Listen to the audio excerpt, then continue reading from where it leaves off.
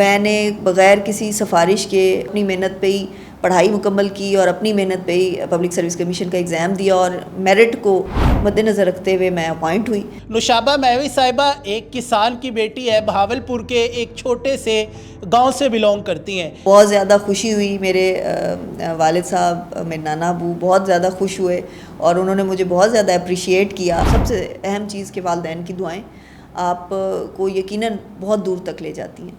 तो स्टूडेंट्स के लिए मेरी यही रिक्वेस्ट है कि अपना सही वक्त पे सही टाइम दें अपनी पढ़ाई को। अस्सलाम वालेकुम, मैं मोहम्मद इकबाल और आप देख रहे हैं साउथ पंजाब डिजिटल। आज मेरे साथ मौजूद है सिविल डिफेंस की दबंग officer regional director Multan Nushaba Mahvi Sahiba. Nushaba Mahvi साहिबा एक किसान की बेटी है, बहावलपुर के एक छोटे से गांव से बिलोंग करती हैं। ये ख्वाब देखती है कि मैं भी पाकिस्तान के लिए सर्व करूंगी, मैं भी मुल्क पाकिस्तान की आवाम के लिए सर्व करूंगी। तो आइए इनकी कहानी जानते हैं कि एक छोटे से गांव से एक रीजनल डायरेक्टर तक का जो सफ़र था ये कैसा रहा, क्या क्या मुश्किलात थी। नुशाबा महवी साहिबा की कहानी उन्हीं की ज़ुबानी जानते हैं। अस्सलाम वालेकुम मैम। जी वालेकुम। अच्छा मैम, मुझे ये बताइएगा कि बहावलपुर के एक छोटे से गांव से आप बिलोंग करती है, किस गांव से बिलोंग करती है, फिर कैसे सिविल सर्विसेज की तरफ आई और ये जर्नी कैसे रही और कितनी मुश्किल थी? बहावलपुर का हमारा जो गांव है डेरा बक्खा के साथ एक छोटा सा गांव है, बस्ती खाड़िक के नाम से। तो मैं वहाँ से बिलोंग करती हूँ और इस तरह से मैंने अपना जितना भी स्कूल का और कॉलेज का, यूनिवर्सिटी का सफ़र है तमाम वहीं से किया। तो मेरी डेफिनेटली जितनी भी एजुकेशन है वो वहीं से है, बहावलपुर से ही है। और उस दौरान मैंने कोशिश की कि अपना जितना भी डेडिकेशन के साथ अपनी स्टडीज़ को आगे लेके चल सकती थी तो चली। तो मैम कितना मुश्किल था, क्योंकि हमारे साउथ पंजाब में अक्सर देखा जाता है जो बेटियां होती है, बहनें होती हैं, उन्हें पढ़ाई नहीं करने दी जाती। आपको भी ये चैलेंज फेस करना पड़ा? जी बिल्कुल, मुझे भी ये चैलेंज फेस करना पड़ा। और स्टडीज़ के हवाले से तो मतलब स्कूल कॉलेज की हद तक तो, क्योंकि स्कूल था तो वो आपको पता है कि गर्ल्स स्कूल में ही पढ़ी और उसके बाद फिर हाई स्कूल से ही मेरी मतलब जो हुई मैट्रिक का वो हुआ।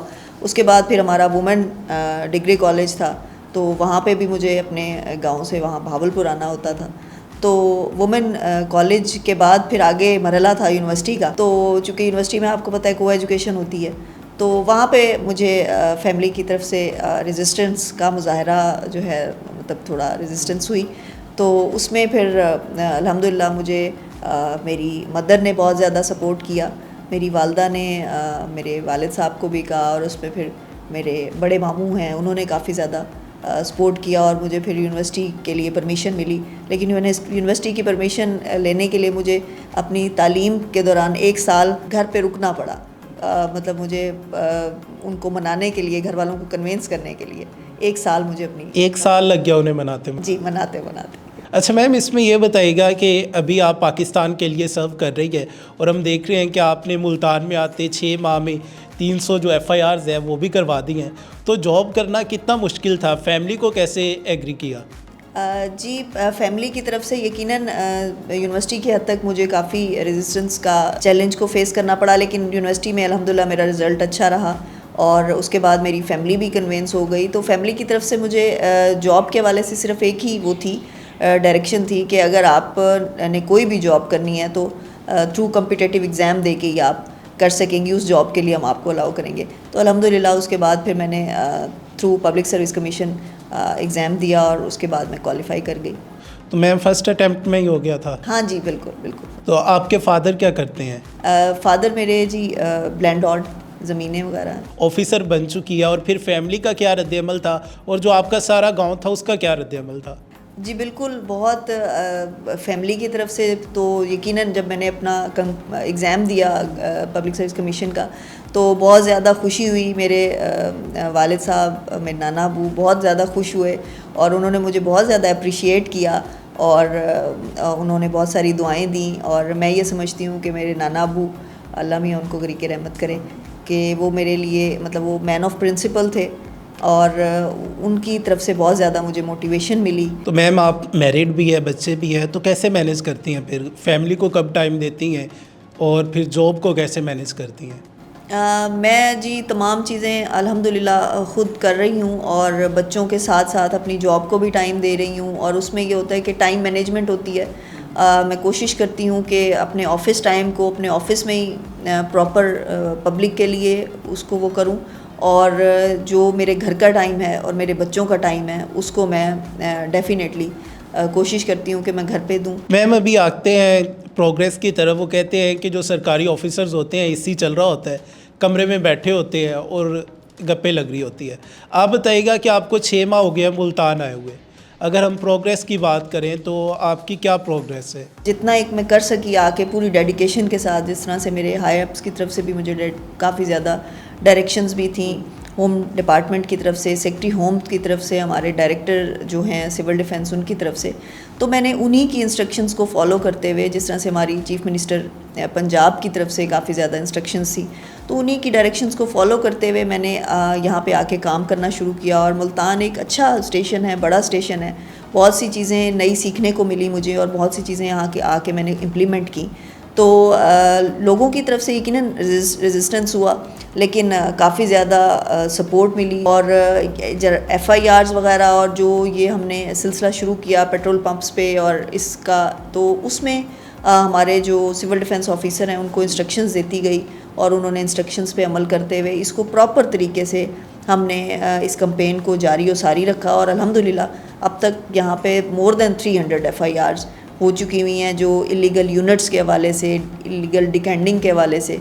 और जिस तरह से डिप्टी कमिश्नर साहब की भी सख्त हिदायत है कि हमने मुल्तान को इस जो ये यहाँ पे एक बहुत ज़्यादा यूनिट्स का ट्रेंड है और ये वो इससे बाहर करना है और क्लीन करना है, हमने अपने शहर को मशीन फ्री करना है। तो उसमें हम लगे हुए हैं, कोशिश में आगे भी इस तरह से हमारे इंशाल्लाह ऑपरेशंस जारी रहेंगे। इसमें में एक और मिथ पाई जाती है हमारी सोसाइटी में कि अफसर का बेटा ही अफसर बनेगा।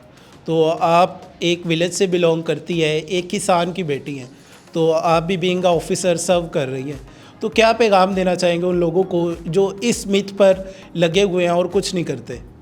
नहीं, बिल्कुल जी, मैं उन लोगों को ये पैगाम देना चाहूँगी और मेरी मिसाल आपके सामने है कि मैंने बग़ैर किसी सिफारिश के, बग़ैर किसी पॉलिसी को के कल्चर को वो करते हुए कि जी मुझे किसी ने हमने जाके किसी से रिक्वेस्ट की, और नहीं, बिल्कुल अपनी मेहनत पे ही पढ़ाई मुकम्मल की और अपनी मेहनत पे ही पब्लिक सर्विस कमीशन का एग्ज़ाम दिया और मेरिट को मद्देनज़र रखते हुए मैं अपॉइंट हुई और उसमें किसी किस्म का कोई ऐसा नहीं है। तो पैगाम मेरा यही होगा तमाम लोगों को कि अगर आप डेडिकेशन के साथ पढ़ते हैं और आप अपने डेडिकेशन के साथ अपनी तमाम तर तालीमी जो आपका एक वक्त होता है, प्रॉपर टाइम होता है जो आपकी एक पढ़ाई का, अगर वो वक्त आप अपनी पढ़ाई को देते हैं तो यकीनन कामयाबी आपका रास्ता आपके रास्ते में होती है और कामयाबी आपके कदम चूमती है। अच्छा मैम, इसमें ये बताइएगा, जिस तरह आपने बताया कि अभी आपने 300 FIRs करवाई है, तो सिविल डिफेंस का काम सिर्फ लोगों को पकड़ना, FIRs करवाना है या फिर इसके अलावा और एक्टिविटीज़ भी होती हैं? नहीं जी, बेसिकली तो सिविल डिफेंस का को वॉर डिपार्टमेंट कहा जाता है। अभी जिस तरह से इंडियन स्ट्राइक्स हुए थे तो लास्ट टाइम 2025 में, तो उस हवाले से तब मैं भावलपुर में मेरी पोस्टिंग थी और सिविल डिफेंस ने बहुत ज़्यादा उसमें भी काम किया और मार्का हक की एक सेरेमनी हुई वहाँ पे, जिसमें अप्रिसिएशन भी, एक्नॉलेज भी किया गया हमारे डिपार्टमेंट सिविल डिफेंस को।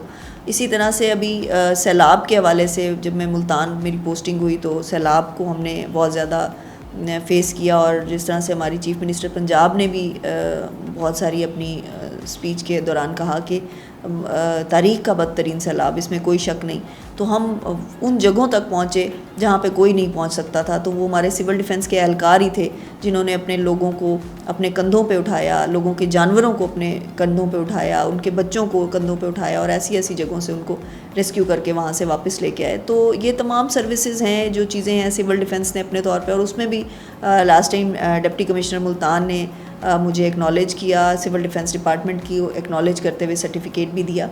तो इसमें अभी फर्दर जो हमारा फ्यूचर में हम कर रहे हैं और काफ़ी अरसे से करते आ रहे हैं, तो उसमें हमारा एक हमें होम डिपार्टमेंट की तरफ से, सेक्रेटरी दाखिला की तरफ से जो हमारी इंस्ट्रक्शंस आई हुई हैं, तो उसमें हमने रजिस्ट्रेशन को बड़ा फोकस किया हुआ है। जो हमारी रजिस्ट्रेशन का प्रोसेस है जिसमें हम वॉलंटियर्स को रजिस्टर्ड कर रहे हैं, मुख्तलिफ वॉल्टियर्स को रजिस्टर्ड कर रहे हैं। तो उसके लिए मैंने मुल्तान की बहुत सारे वाइस चांसलर्स के साथ मीटिंग्स कंडक्ट की, वाइस चांसलर BZU के साथ, एमर्सन यूनिवर्सिटी के वाइस चांसलर के साथ, इसी तरह से मस्ट के VC हैं, सदरन पंजाब यूनिवर्सिटी हो गई, वुमेन यूनिवर्सिटी मुल्तान हो गई, तमाम VCs के साथ मैंने मीटिंग्स कंडक्ट की। उसके बाद हमने उनका एक डे फिक्स किया, वहाँ पे हमने वॉलंटियर रजिस्ट्रेशन के हवाले से अपना जितना भी सेमिनार स्टूडेंट्स को हमने कंडक्ट करके उनको बताई, उसकी अहमियत के बारे में बताया, और फिर उन लोगों को वहाँ पे रजिस्ट्रेशन के हवाले से उनका वहाँ पे एक प्लेटफॉर्म प्रोवाइड किया गया वहाँ पे स्टूडेंट्स। तो उससे हमारी रजिस्ट्रेशन वॉलंटियर की काफ़ी ज़्यादा इम्प्रूव हुई, काफ़ी लोगों ने वो किया। उसके बाद फिर हमें रजिस्ट्रेशन का प्रोसेस अभी चल ही रहा है, तो फिर हमें सेक्रेटरी होम साहब की तरफ से हमें मज़ीद डायरेक्शंस मिली कि आप इन लोगों की, जिन लोगों को वॉलंटियर्स को आपने रजिस्टर्ड किया है, तो उनकी अब ट्रेनिंग्स होनी चाहिए। तो वो फिर हमने मुख्तलिफ टीचिंग हॉस्पिटल्स के साथ VC जो हमारी वाइस चांसलर हैं यूनिवर्सिटी निश्तर की, तो उनसे हमने फिर टाइम लिया और अपनी अभी हमारी ट्रेनिंग्स चल रही हैं, जिसमें हम 50 लोगों के बैचेस को हर हफ्ते जो हमारे साथ वॉलंटियर रजिस्टर्ड हुए हैं, तो उनको बेसिक लाइफ स्किल्स के हवाले से ट्रेनिंग्स दिलवा रहे हैं, जो कि हमारा बेसिक पर्पस भी है सिविल डिफेंस का। तो इस तरह की ट्रेनिंग्स वगैरह कंडक्ट करा रहे हैं, रजिस्ट्रेशन का प्रोसेस चल रहा है, और फिर फर्दर काफ़ी ज़्यादा और चीज़ें इस तरह से हैं जो हम कर रहे हैं। अच्छा मैम, हमारे पास कोई भी गवर्नमेंट ऑफिशियल्स आते हैं तो हमारा एक क्वेश्चन उनसे लाजमी होता है, क्या पब्लिक आपको अप्रोच कर सकती है और कैसे कर सकती है, अगर कर सकती है तो? जी बिल्कुल, पब्लिक हम हैं ही पब्लिक सर्वेंट्स, तो जब भी कोई किसी के मेरे ऑफिस आना चाहता है सिविल डिफेंस के हवाले से, किसी का कोई भी मसला है, तो चौक शहीदा पे मेरा ऑफिस है और सिविल डिफेंस के डायरेक्टर मतलब के नाम से वहाँ पे है ऑफिस। तो आप ज़रूर आके, अगर आपकी किसी की किस्म की कोई कंप्लेन है या आपका कोई ऐसा काम है जो जिस नहीं हो पा रहा, तो आप ज़रूर आके मुझे उसको बता सकते हैं। और पब्लिक इश्यूज़ तो हमारी प्रायोरिटी है, हमें डिप्टी कमिश्नर मुल्तान की तरफ से, कमिश्नर मुल्तान की तरफ से सख्त तरीन हिदायत हैं, और स्पेशली चीफ़ मिनिस्टर पंजाब जो कि ख़ुद एक खातून है, तो उनकी तरफ से बड़ी सख्त हिदायत हैं कि हमारी पहली प्रायोरिटी ओपन डोर पॉलिसी की है, कि ओपन डोर पॉलिसी के तहत हम रिलीफ़ दें लोगों को, लोगों की बात को सुने, और हम तक आते हुए किसी को किसी दूसरी जगह या किसी और ऑफिस में रुकना ना पड़े। आप ओपन डोर पॉलिसी के तहत डायरेक्ट हमारे ऑफिस आ सकते हैं। Thank you so much ma'am, आप कीमती टाइम में से टाइम निकाल कर आई। थैंक यू वेरी मच कि आपने मुझे प्लेटफॉर्म प्रोवाइड किया। सिविल डिफेंस से हमारे साथ रीजनल डायरेक्टर मुल्तान नौशाबा महविश साहिबा मौजूद थी। आपने उनकी कहानी जानी कि वो बहावलपुर के एक छोटे से गांव से बिलोंग करती है, एक किसान की बेटी है। उन्होंने इस चीज़ को, इस मिथ को गलत साबित किया है कि अफसर का बेटा ही अफसर बनेगा। अगर आप में डेडिकेशन है, मोटिवेशन है और आप कुछ करना चाहते हैं, और अगर आपकी निगाहें मंजिल पर हैं, तो आप कुछ भी कर सकते हैं। ज़रूरत है तो सिर्फ़ और सिर्फ एक कोशिश की है। उम्मीद करते हैं आपको आज का प्रोग्राम पसंद आया होगा। अपने मेज़बान मोहम्मद अकमल को दीजिए इजाज़त। अपना बहुत सारा ख्याल रखिएगा। अल्लाह निगहबान।